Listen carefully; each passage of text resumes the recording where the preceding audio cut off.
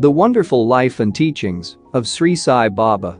Sri Sai SATCHARITA Chapter 1 Salutations. The story of grinding wheat and its philosophical significance according to the ancient and revered custom. Hemadpant Bejanst work, Sai SATCHARITA, with various salutations. First, he makes obeisance to the god Ganesha to remove all obstacles and make the work a success, and says that Sri Sai is the god Ganesha. 2. Then, to the goddess Saraswati, to inspire him to write out the work, and says that Sri Sai is one with this goddess and that he is himself singing his own life. 3. Then, to the gods, Brahma, Vishnu, and Shankar, the creating, preserving and destroying deities respectively, and says that Sainath is one with them, and he is the great teacher, will carry us across the river of worldly existence. 4. Then, to his tutelary deity Narayan Adinath, who manifested himself in Konkan, the land reclaimed by Parashurama, Rama in the Hindi version, from the sea, and to the Adi,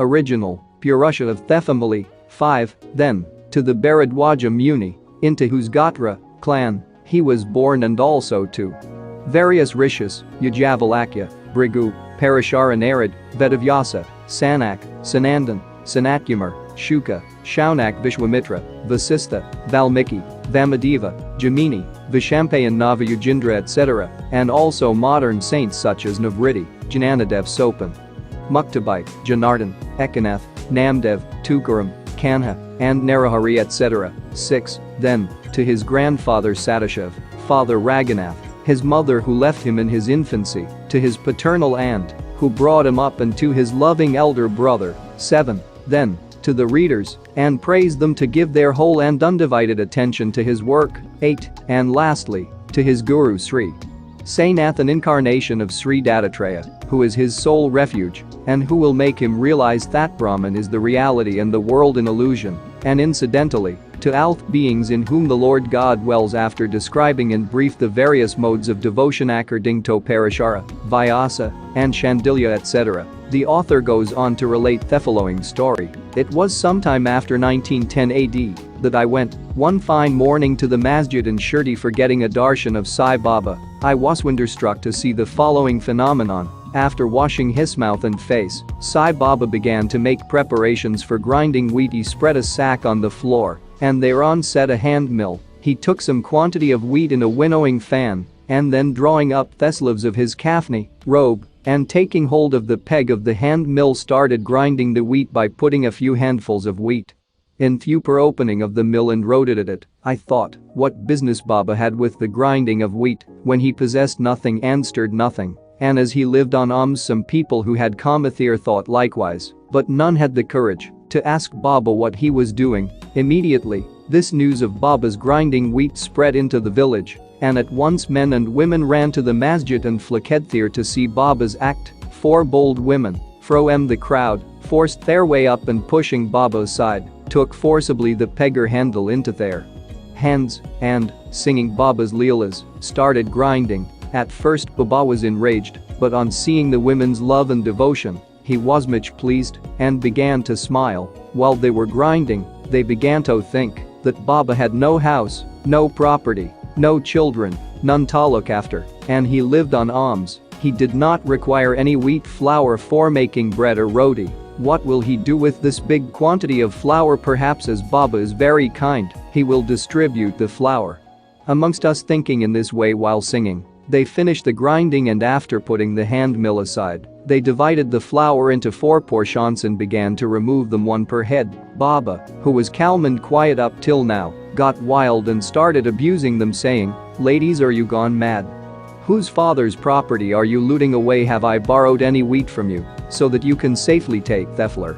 Now please do this, take the flour and throw it on the villageborder limits." On hearing this, the women felt abashed and, whispering amongst themselves, went away to the outskirts of the village and spread flour as directed by Baba. I asked the SHRI people, what was this that Baba did? Therapy, that is, the cholera epidemic was spreading in the village, and this was Baba's remedy against the same. It was not wheat that was ground, but the cholera itself was ground to pieces and pushed out of the village. From this time onward, the cholera epidemic subsided and the people of the village were happy. I was much pleased to know all this, but at the same time my curiosity was also aroused. I began to ask myself, what earthly connection was there between wheat flour and cholera? What was the causal relation between the two? And how to reconcile them? The incident seems to be inexplicable. I should write something in this and sing to my heart's content Baba's sweet Leelas. Thinking in this way about this Leela, my heart was filled with joy, and I was thus inspired to write Baba's life, the SATCHARITA, and as we know, with Baba's grace and blessing this work was successfully accomplished. Philosophical significance of grinding apart. From the meaning which the people of SHRI put on this incident of grinding wheat, there is, we think, a philosophical significance to. Sai Baba lived in SHRI for about 60 years, and during this long period, he did the business of grinding almost every day, not however the wheat alone, but the sins, the mental and physical afflictions and the miseries of his innumerable devotees. The two stones of his mill consisted of karma and bhakti, the former being the lower and the latter the upper one. The handle with which Baba worked the mill consisted of jnana. It was the firm conviction of Baba that knowledge or self-realization is not possible unless there is the prior act of grinding of all our impulses, desires, sins, and of the three gunas, viz. Sattva, and Tama, and the ahamkarak, which is so subtle and therefore so difficult to be got rid of. This reminds us of a similar story of Kabir, who seeing a woman grinding corn said to his guru, Nipathiranjana, I am weeping because I feel the agony of being crushed in this wheel of worldly existence, licketh corn in the hand mill. Nipathiranjana replied, do not be afraid, hold fast to the handle of knowledge of this mill, as I do, and do not wander far away from the same, but turn inward to the center, and you are sure to be saved. Bow to Sri Sai, peace be to all.